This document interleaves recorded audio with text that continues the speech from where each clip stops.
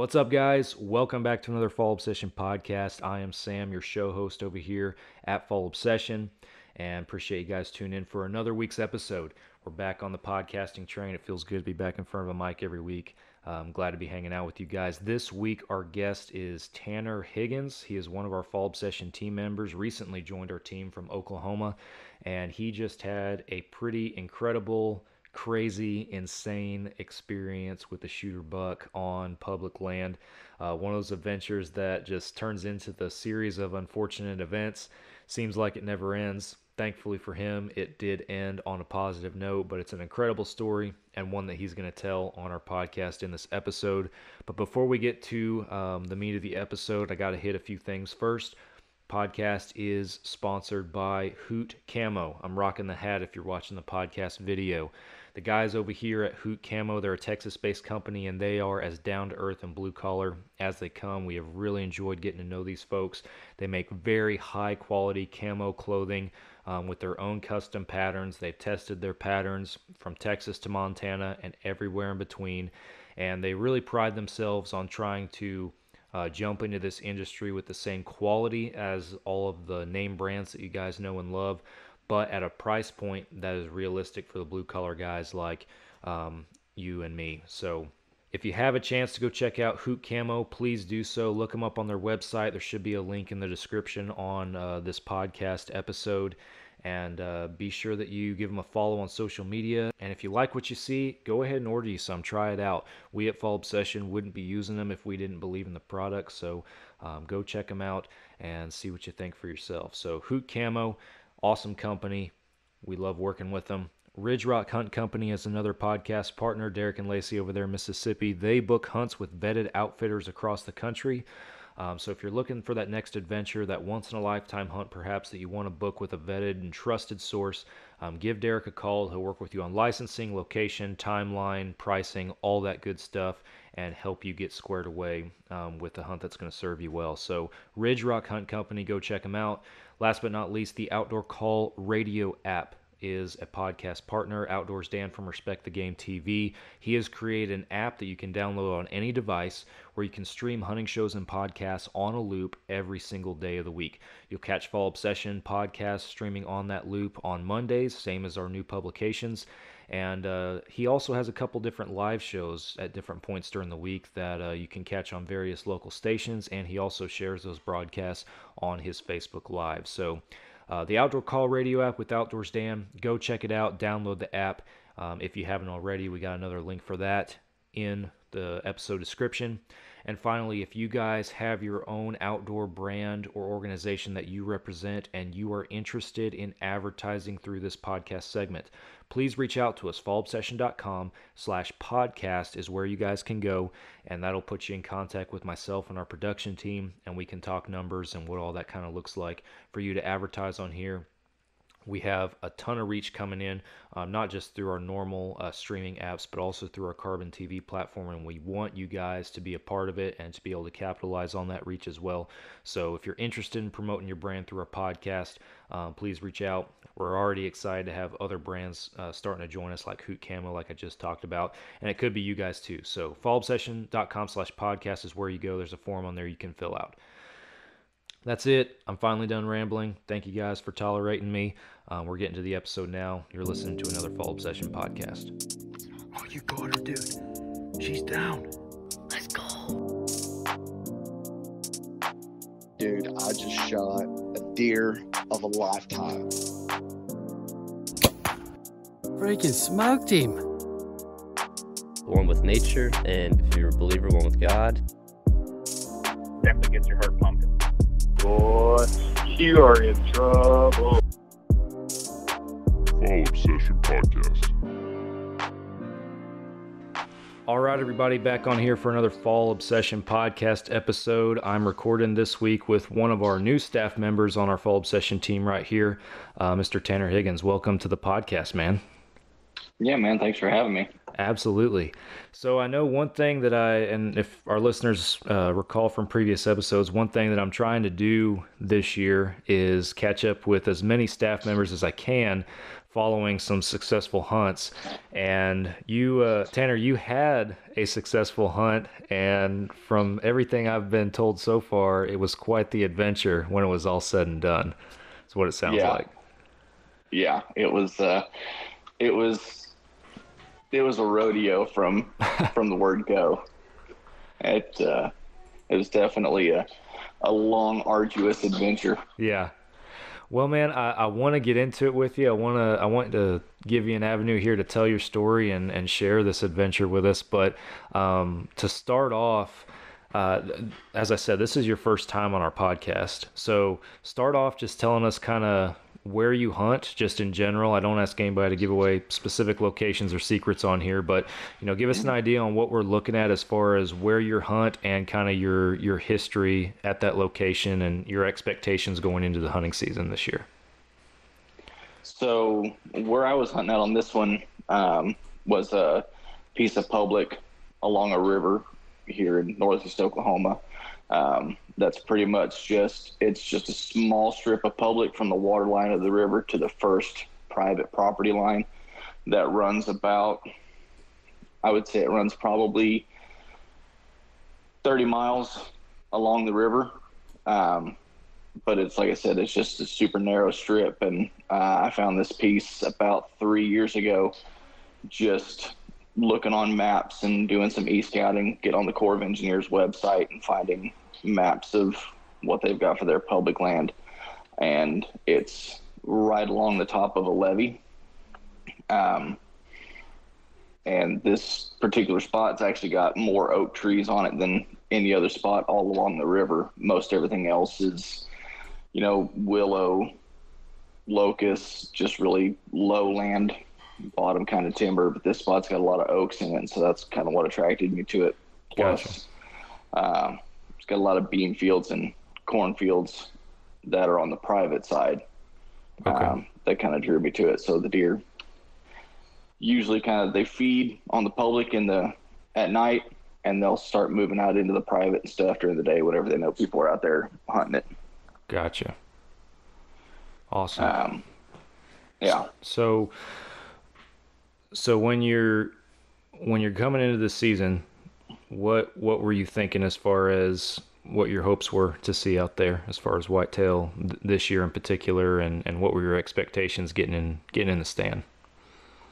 So leading up, I would go out and sit on a county road in August and sit out in my Jeep with my binoculars and just look at the deer that are coming out in the bean fields. Saw a ton of does, a couple small bucks, little 2.5-year-olds. There were 2 older 8 points that really caught my eye that I was really hoping to get on, because they were pretty good size 8 points for this part of the state. I mean, just from my guess from how far away I was, I would say these 8 points had 12 and 14-inch G2s. Wow. So, and so my expectation was hopefully I could get on one of those at some point during the season. If not, I know there's a ton of does out there, so there's plenty of opportunities to fill the freezer. So I had a pretty good idea that I was going to see some success. Just was not expecting what actually came out of it. Yeah. Well, take us into your hunt, man. What kind of hunting? We'll talk about your gear at the end, but what kind of hunting setup are you in? And let's get into the day of here. So I was in a ladder stand that one of the guys that hunts out there. There's about 6 of us that hunt this particular area, and before this season started, none of us really knew each other. And then as the season started to progress, we started meeting each other and talking to each other at the parking lot. And this guy actually said, "Hey, I've got this ladder stand back in here. If you guys are back in there and I'm not sitting in it, you're more than welcome to use it." I'm not stingy. It's just as long as you leave it better than you found it, I'm good with it. So I sat in it. This was actually my first sit in it this year. The week before, he sat in it, and he shot a buck that a buddy of mine named the Tall Time 10. and actually happened to be the biggest buck of his life from the same stand I shot mine a week before, almost 20 minutes after I had shot mine the week following. So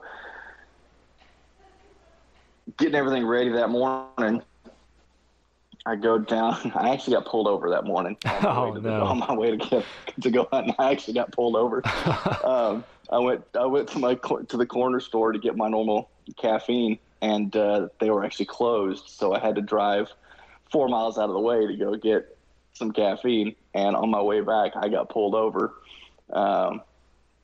because I didn't put my new registration sticker on my tag. Oh, man.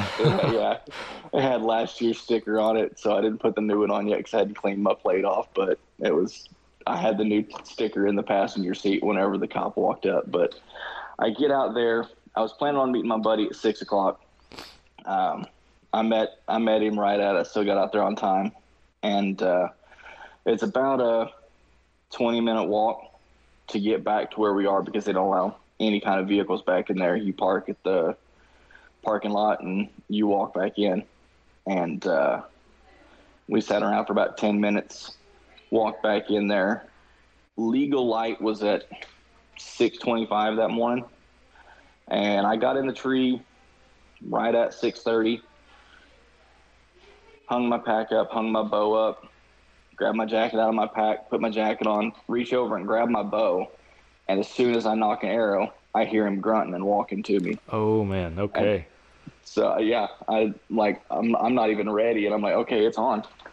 There's really nothing I can do at this point. So I didn't have time to stand up. So I'm sitting in this ladder stand and I can hear him grunting, hear him walking to me. And finally I see him, and it's light enough that I can see it's obviously a buck because he's grunting. I can see some antler, but it's not light enough that I can see all it was. I thought it was a smaller 8-point that we had on camera and I'd seen a couple times out there. That, public land in Oklahoma, he's a shooter. He's a 3.5-year-old 8-point. I was going to shoot it. Yeah, public land, it's kind of a different ballgame. You can't be very greedy on public land. So no, especially around here because it gets hit hard. Yeah. Because I live just outside of Tulsa, so there's a lot of guys out here. There's the public around here gets hit hard. Yeah. So he comes walking this trail, and he gets to he's at 15 yards, and quartering to me, I grunted at him. He stopped. I shot, and I saw him take off. I could see my arrow sticking out of him as he's running off, and I'm sitting there like, did that really just happen? Like, I haven't even been in the stand 5 minutes, and I've already got an arrow loose. Yeah. So I hang my bow up, and I text my buddy. I go, well, that didn't take long. He texts me back, are you serious? I just sat down. And I'm like, yeah, I'm going to sit here for probably another hour and a half, see if something else comes walking through. Just don't cut your hunt short because of me. Yeah. So I thought I heard it crash about 70 yards away. So I was just going to leave it lay and go after it then. So when you say you saw your arrow sticking out, how you just could make out the fletchings, or how far was it sticking out? What did you think of your shot placement initially in the stand? Initially, I thought it was just above halfway up, right on the shoulder blade. I could see about half the arrow sticking out. Okay. So I heard it hit hard bone. Yeah. So I figured I either punched through the close shoulder and it was just kind of wedged in there, or I missed the front shoulder and I hit the offside shoulder. Right. So my initial thought was I punched through shoulder blade because I could see about half my arrows he was running off. Gotcha. Okay. But you still really didn't know which buck it was as far as like a buck of the caliber, right? Right. Okay. Yeah, still gotcha. didn't. Yeah, I still thought it was because I could see tines as he was running off, but I couldn't count them. Yeah. But I sat till about 8 o'clock, and that's whenever I decided to get up and pick up the blood trail. I got to where the shot was. There wasn't any blood. And I figured, being a high shoulder shot with no exit, I know there's not going to be blood for, probably at least the first 30 or 40 yards. Yeah. So I just kind of looked around the shot just to see, but I just started going in the direction he took off. And about 30 yards later is when I started finding blood. I would find drops out to the side, and then I would find puddles out in front of where the deer was running. So I figured there was some coming out of the wound, and he was coughing it up. Gotcha. Yeah. So looking at it, it was bright red. It had bubbles on it. The stuff that was coming out, there was some that I found. I'm 6'2", and I found blood eye level on trees. Wow. So I'm figuring, okay, this is good blood. He's spraying out. He didn't go far. Yeah. And I'm tracking him. I actually get to the road that you walk in on, and there was a basketball-sized pool of blood in the middle of the road. And I'm thinking, okay, this deer cannot be far. Yeah. And I lose it for a second. I'm kind of go in the direction that he went, don't find anything, turn back around, go a different direction. He'd actually made about a 90-degree turn to his right, went down in a bowl, crossed the road again, and I tracked him for another 150 yards. So I'm at about 300 yards at this point, 325. Wow. And that's when I jumped him the first time. Dang. So before sorry, I didn't mean to interrupt you. Before you jumped him, going this amount of distance with the blood you're seeing, how are you feeling right now? Confused. Yeah. Because like I said, the blood I was seeing, it was good blood. It's not like I've had a buck before, about 12 years ago, that I lost, that it was just specks. Yeah. And this was puddles. I mean, I'm not talking like there's one or two drops here and there. I'm talking like every 10 yards, it looks like you took a 32-ounce cup and just threw it out on the ground. Wow. Okay. Yeah. Yeah. So confused for sure. Definitely. Yeah. So, okay. So you go 300 yards, you bump him. And then what? At first I wasn't sure I bumped him, because I heard something kind of move around, and I stopped. I sat for a little bit and listened, and then I could see some squirrels that were running up and down a couple trees. So I was thinking, okay, I'm just hearing squirrels. I'm going to keep at it. I go another 10 or 15 yards, and that's when I figured out I bumped him, because that's whenever I saw the flag whenever he jumped up and took off. And so that's when I had realized I had actually jumped him. That's whenever I decided to back out. Yeah. And that was I shot him at 6:35. That was at 9 o'clock. Wow. That I made the decision to back out and come back. About 6 hours later, I figured I'd back out, come back at 3 o'clock and pick it up again. Yeah. So, which is something that buck that I lost 12 years ago, that was a mistake I had made, was I didn't back out. I jumped that deer twice, and I ended up never finding him. I found a bed where he'd pulled up and took off, and I never found any more blood, and I lost that deer because I made the mistake of not backing out. So yeah. I learned from that. This time, whenever I found out that I had jumped that buck, I backed out. Gotcha. So smart decision, first off. Yeah. And I would be right there with you, man. Like, you follow a blood trail like that for that far. I have followed far less, not near as far, and found a dead deer. Like, I would be expecting to find my deer anytime. So I'm right there with you on that. So you're backing out. Your plans to come back later in the afternoon. Are you bringing in the cavalry with you, or are you still just one man right now? So the buddy of mine that went with me in the morning, he said he's going to come back out with me that evening.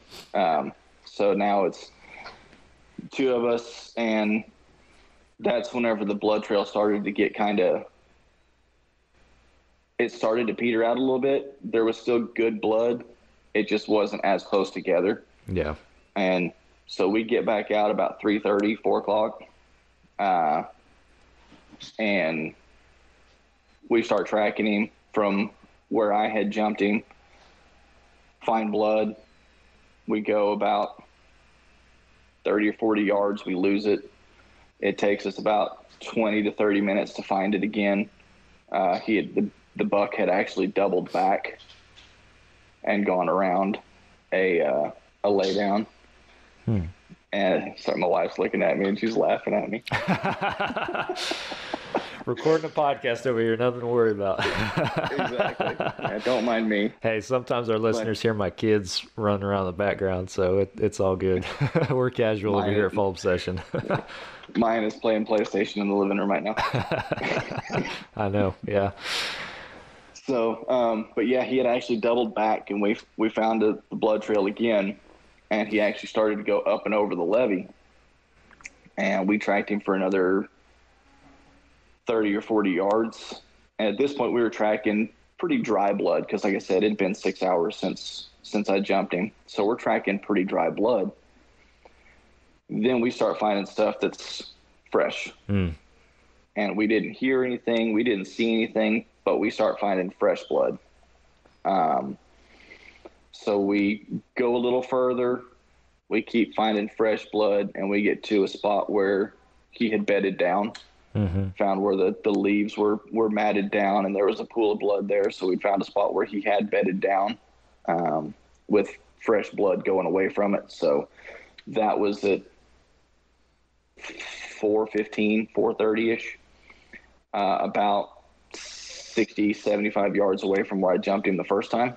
Okay. So finding that blood and knowing, okay, this deer is probably still alive. Let's just back out and come back tomorrow morning. Because I'm thinking, I'm still seeing the spray up on the trees, and I'm just playing the shot over and over in my head, and I'm watching that deer run off in my head. And like, I know that I hit shoulder. I know I got one lung. Yeah. I was pretty sure I got two whenever I shot, but now that we're, 400 yards as a crow flies downriver, and this deer is still alive, okay, I probably only got one. So I'm talking to different buddies.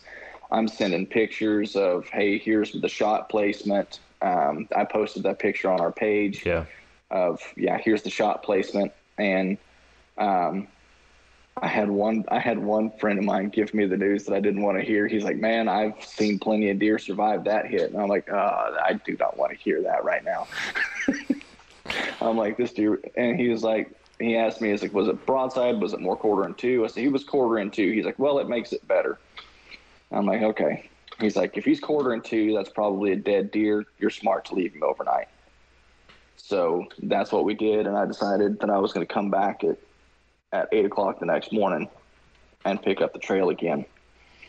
And that's whenever I was going to call in the cavalry. Yeah. Was whenever we had to let him sit overnight. So, cause I didn't know if he was going to bed down and clot up to where now we're not following blood. Now we might have to call a dog and follow a track.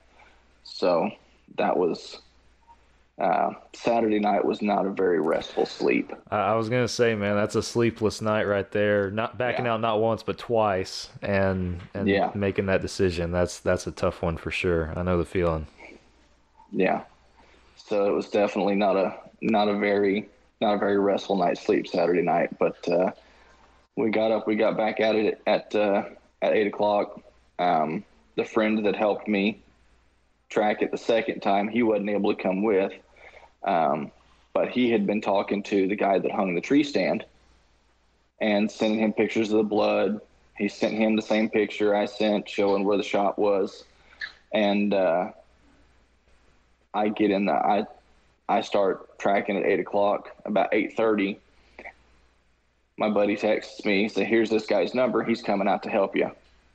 And I'm like, okay, cool. That definitely, he said he might bring his dog. Don't know what's going to happen. So we're just going to go from there and figure it out. Right.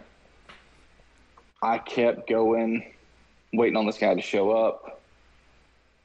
At 9 o'clock, still on blood, but now I'm finding fresh blood again. Really? Yeah, 15 hours after the shot, I'm Holy finding cow. fresh blood again. And I'm like, are you serious? I'm like, all right, I'm going to stay put. I'm going to wait for this guy to get here.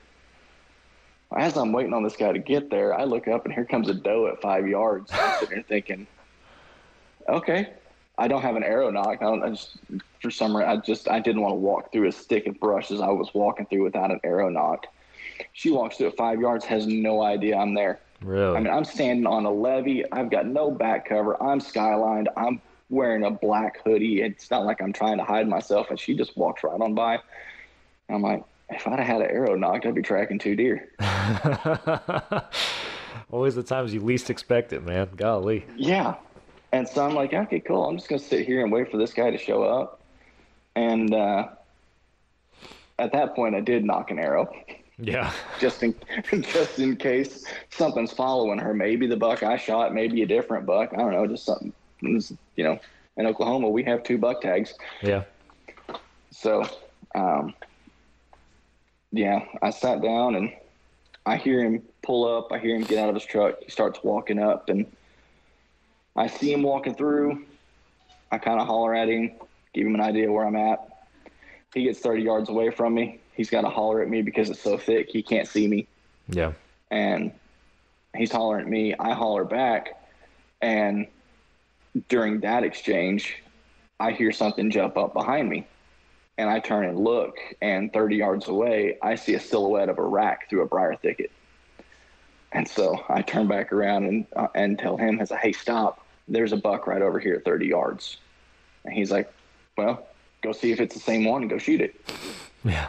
So, yeah, it's turning into a fire drill at this point.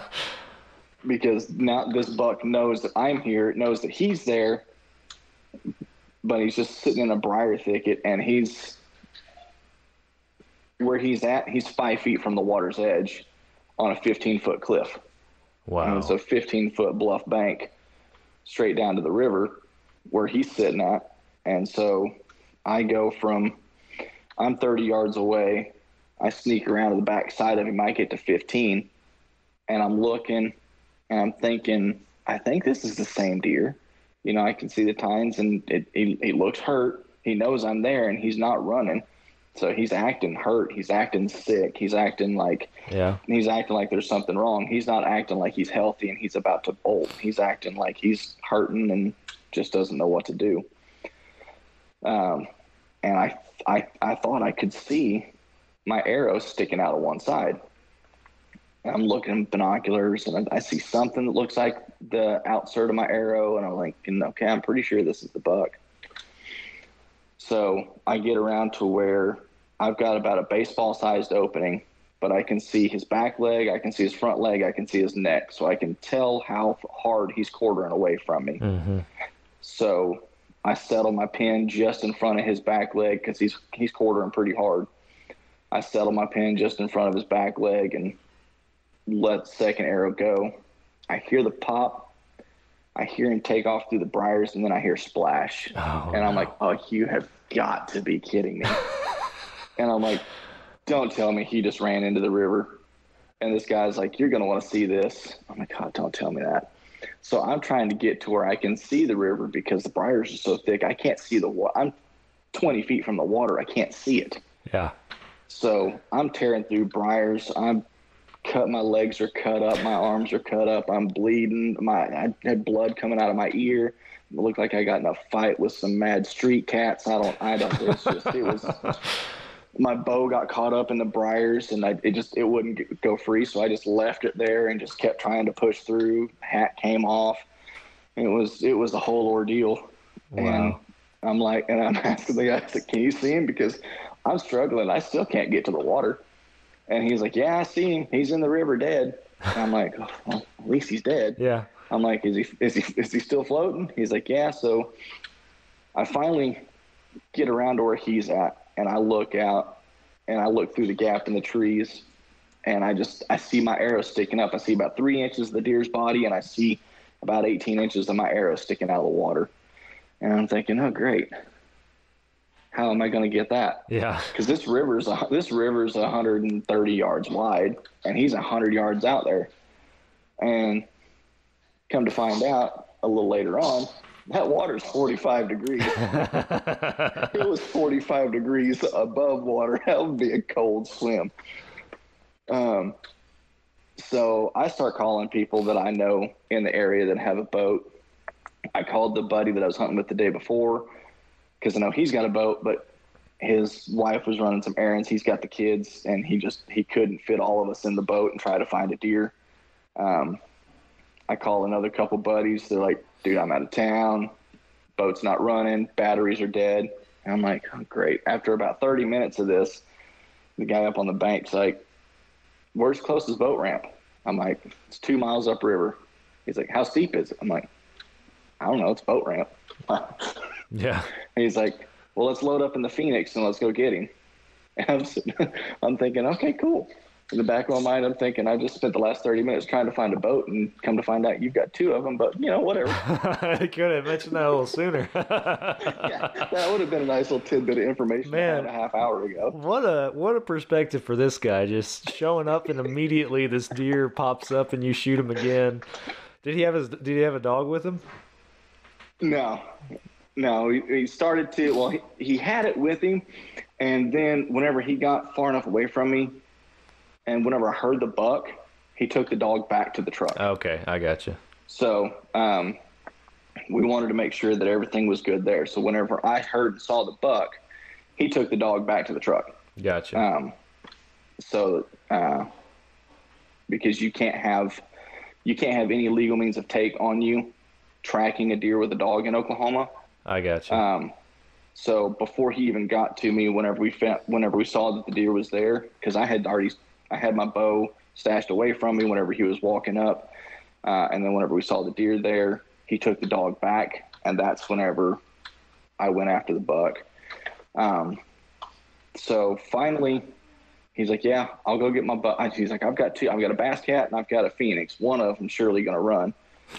And so I'm like, okay, I send him the pin for the boat ramp. And we meet at the ramp about 30 minutes later. And I'm thinking, of course, the whole way I'm Googling how long does a dead deer float in water. Yeah, I'm trying to figure out everything. Yeah, I'm getting all these answers. It's like, yeah, if it went into the water and was swimming and it died while it was swimming, its lungs are going to be full of water. It's going to float. If it died before it got to the water, it's going to be full of gases. It'll float. And I'm like, I'm getting like 50-50. It's going to sink or it's going to float. And I'm like, oh, great. This is just keeps getting better. Yeah. But we get to the ramp, we launch the boat, and we get downriver, and I marked a pin on Onyx where I had the buck seen in the water, and we get to the area and I don't see anything. And I'm thinking, because from the time the buck went in the water to the time we got there was an hour. And I'm thinking we let it sit too long and it sank. Yeah. And I'm looking around, I don't see anything. Well, he goes, I see your arrow. And I look over the bank. There's 3 inches of my arrow sticking up out of the water. I mean, it's just barely, it's not even my whole wrap sticking out of the water. Wow. And so we get over to it, and I look down at his depth finder. We're 6 feet from the bank in 30 feet of water. No way. Yeah. Oh. So the Verdigris River is a navigation channel, so they ship barges and stuff like that. So the channel's deep and it's wide. So yeah, we're 6 feet from the bank and we're in 30 foot of water. And I'm like, well, I'm really glad this thing didn't sink, because it's not one of those situations. Yeah, it's in 5 feet of water. I'll jump in and grab it. No, we're in 30. If it sinks, we're gonna hope he's got live scope and a snag and a pole. Yeah, that's getting to the end if it sinks right there. Wow. Pretty much. But so I get down. And as I'm going to reach down for it to grab it, I go, this ain't the same buck I shot yesterday. Because I'm thinking I shot an 8-point yesterday. This buck's got 6 on one side. I'm like, this ain't the same buck. And he's like, well, looks like we got another one to track. He's like, let's get it up in here. And so I reached down and I grabbed the rack and we pull it up into the boat. And as we're pulling it up into the boat, the 6 inches of my other arrow from the day before that I thought I saw when it was bedded was sticking out the other side. Oh, wow. So it come to find out it was the same buck. Yeah. Or else that would have been an even longer day. Yeah. A new adventure. Yeah. So. Wow. It, 2 arrows and 2 arrows, 16 hours later, and finally had the deer recovered. Wow. That is crazy. Or no, not 16 hours. Sorry, 30 hours later. Yeah, I was going to say it'd be more than a day for sure. Wow. Yeah. That's crazy. 2 arrows, 30 hours later, finally had the deer recovered. So what did the first arrow end up hitting? Were you able to find out? So I actually hit forward of where I thought. I hit in front of the close shoulder, and it actually punched through the offside shoulder, and I caught the top of the offside lung. Gotcha. Okay. Caught the top of the offside lung, and it went out the back of the lung. Gotcha. And came out the shoulder on the other side. Wow. So I did end up hitting one lung, but yeah, the shot was about 4 inches further forward than I thought it was. Gotcha. And what kind of gear are you using as far as archery equipment? Because I know I'm always curious with various shots and stuff, like what you're running. So I'm shooting a bear species that's 70 pounds at 28 inches. Mm-hmm. And I'm shooting Vector HMR 300 spine arrows. Okay. With I'm shooting a 50 grain outsert and 150 grain broadhead. So I've got a total arrow weight of about 550 grains. Wow. And I'm one of those guys. I like that heavier setup. Yeah. And I get laughed at a lot because I watch ranch fair videos from guys that like that. They like that light, fast setup, and I'm over here. I've got a 45-pound recurve that's got a 610 grain arrow setup, and I got people laughing at me like, "Dude, why are you shooting them so heavy?" I'm like, "'Cause broomsticks break bones." Man, I get that. I'm not that heavy, but I run a 440 grain arrow. My kind of more middle ground, I guess you'd say. But I've been that guy that ran that super light stuff before, and it wasn't for me. And I built those 440 grains. They're a 340 spine, but 440 grains is the total arrow weight. And I built that arrow out 8 years ago, and I haven't changed it since. I've gotten countless pass-throughs and stuff. I'm happy with it for sure. But yeah. I appreciate heavy arrows for sure. Yeah. I've had good luck with heavy arrows. Like I said, my recurve setup, I'm shooting, it's 45-pound recurve. And with that 610, 620 grain arrow, I shot a doe at 17 yards 4 years ago that arrow blew through both shoulders. That's awesome. So I definitely like the heavier setup, but for me, it's kind of more where you hunt, because here where I hunt, I'm not going to be taking 50 and 60 yard shots. Right. I'm going to be taking stuff that's up close that I'm not going to have a lot of time to pick a perfect shot, because like I said, this buck came in from the time I first heard him until I shot was 45 seconds to a minute. Yeah, it was quick. And yeah, he was quartering to at 15 yards. And that's kind of the reason why I like a heavier setup, is because I know I can take that shot and I'm going to make it through bone. Right. So the way I've got it, if I were hunting somewhere where I'm taking longer shots, or if I was to say go antelope hunting or go mule deer hunting, I would probably go to a lighter setup to where the arrow's moving a little bit faster. But where I hunt, it's close quarters. The furthest shot I've even had the opportunity of taking out here has been 20 yards. Yeah. So I like having that heavier setup, because I can take shots that aren't perfect and still get away with it. Because like I said, I blew through. I missed the close shoulder, but I went through the offside shoulder. Right. So that's why I like a heavier arrow setup for that. Yeah, for sure. So how big did the deer end up being? So he ended up having 13 scoreable, 6 on the right, 7 on the left. Wow. Yeah. One of his on the right actually, if he would have gone another year, probably would have ended up being a third beam. Wow. Because it was split off of the main beam between his brow tine and his first tine. Gotcha. So it probably would have actually ended up being a third beam if he'd have made it another year. Wow. If he hadn't walked out in front of me. But 13 scoreable, and he green scored at 120 and 4/8. That's an So awesome. it's 4.5 inches shy of Pope and Young. That's an awesome public land buck for sure. That's something you don't get very often. No, that's the biggest buck I've ever shot. Yeah. Public, private, with anything. So the closest I'd come to it was a small 10-point about 5 years ago. But that's the biggest buck I've ever shot. First public buck with a bow too. Awesome, man. That is incredible. You pull them up in the boat. All your worries went away at that point. You can relax at that point. Dude, I was grinning from ear to ear. I mean, like, he sits there.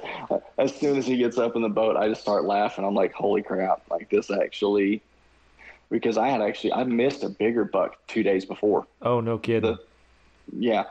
I had missed. I had a chance to go out for like an hour and a half, and so I just booked it to one of the ground blinds that we've got set up out there. And I missed one shot right over his back at 20. And he was actually bigger than the one I had shot. But that one, I'm pretty sure I missed him at 18 yards to my left, and he just did a half circle, and he walked in front of the blind at 5 yards. And I let him walk because I didn't know it was the same buck. I let him walk at 5 yards because I thought I shot this one over here, because come to find out that whenever you hit a locust tree that's 25 yards away, it sounds the same as if you hit a deer's shoulder at 18. Wow. That's funny. But it was definitely an adventure last weekend. Yeah, that's awesome, man. Well, I'm stoked that you got him. It's we were following your journey from the team page, because as you mentioned, you posted on our group that you'd shot a buck, and were kind of giving us some updates on your progress as you were tracking them. And man, I know the feeling. I know it even more actually since you killed yours. I had my own experience too, where I'm dealing with similar circumstance with a buck, and that's actually going to be a different podcast, so I'm not going to get into that on this one. But I was very relieved when you sent that water pic, and or the deer floating at least, and then that picture of you with your feet up in the boat and that deer laying there in front of you that's what we want to see right there. That's perfect. I think I was more stressed out whenever I saw the deer laying in the river than I was whenever I was trying to sleep Saturday night, knowing I bumped him again. Yeah, you're like, is this adventure ever going to end? I just want this deer. Yeah, that's it. It's like, I don't even care. I just want the deer. Well, that's awesome. But yeah, it was. Yeah. Definitely a story that I'm going to be able to tell for a long time. Yeah, one for the books, a little public land mayhem for sure. That's awesome. Yeah. Well, before we wrap up our recording time, man, I have some questions I like to ask every newcomer on our podcast. Since this is your first time joining us, I want to hit you with a couple questions here real quick. The first one being, and I'm always curious to hear, what is, aside from the story that you just told, it may rank up there, it may not, but what is one of your favorite hunting memories to date, and tell us about it? I got a lot of them. A lot of people do, and I kind of hit you out of the blue there with it, so sorry about that. But oh, you're good. I don't know. A lot of them that stick out are going dove hunting with my dad whenever I was a kid. He passed away whenever I was 12, so I never got to deer hunt with him, but we did a lot of dove hunting whenever I was a kid. Yeah. And I remember he would always give me an opportunity, because I wasn't old enough to carry a shotgun, so I'd carry my BB gun with me. he'd always give me an opportunity to shoot any of them that are sitting in the tree until he got too impatient. If he had to tell me 5 times it's right there, he would just be like, all right, I'll show you. Bam. Yeah. And so one of those that I vividly remember, we were hunting not far from our house, and one landed in a tree behind us, and he's trying to tell me where it's at, and I can't see it. I'm like probably 8 or 9 years old, and I can't see it. And finally he's like, here, I'll show you. And he steps on a branch on the ground, snaps it, dove takes off, and he shoots it. That's awesome. So that's probably that's probably one of my favorites. Yeah. I love it. It seems like a majority of the ones we get are family related, you know, either guys remember back hunting with their dad or them taking their son or daughter hunting for the first time. I love that those are often favorite memories. It's cool. Yeah, that one's up there with taking my son shooting his first deer 2 years ago. Oh, that's awesome. We were sitting in a double ladder stand on a buddy of mine's 5 acres. We were 60 yards from his back door, and it's one of those setups that he's got that it's just the deer come into his backyard. I'm sitting in the tree stand, and I get a text, and I look down, and it's from him. There's 6 deer in the backyard that we obviously can't shoot because they're in the backyard in a rifle hunt. Wrong way. I'm sure he didn't want a 5.56 going through his living room. No. But about 20 minutes later, a group of does starts coming up the hill, and we're watching the ones in the backyard, and I slowly turn and see the ones coming at us, and my son's still turned around looking, and I slowly turn, I look, and I see, and they're coming at us, and I said, don't move, but slowly turn around because there's deer coming to us. And he's sitting like this, looking at the ones in the backyard, and as soon as I say slowly turn, he's like, and of course the lead doe just looks right at him, and I'm like, all right, just get on the gun, because she's not going anywhere. I'm like, all right, just get on the gun, just put it right at the base of that white patch and pull the trigger. And he shot her, and hind end went down. She did a backflip down the hill and didn't go any further. Wow, that's and awesome. I think I was more excited than he was. Yep. That's awesome. Yeah. Very cool, man. Well, last question I got for you, and another one I love hearing the different answers on. What are a couple of your top bucket list hunts right now that you haven't gotten to do yet? Buffalo with a trad bow. Ooh. Yeah. So I've got a buddy of mine. I don't know if you saw the story of the guy that shot the black bear here in Oklahoma with the self bow and stone points and. No, I don't guess I did. I'll have to look that up. Yeah. So that's a buddy of mine named Caleb Flies. He's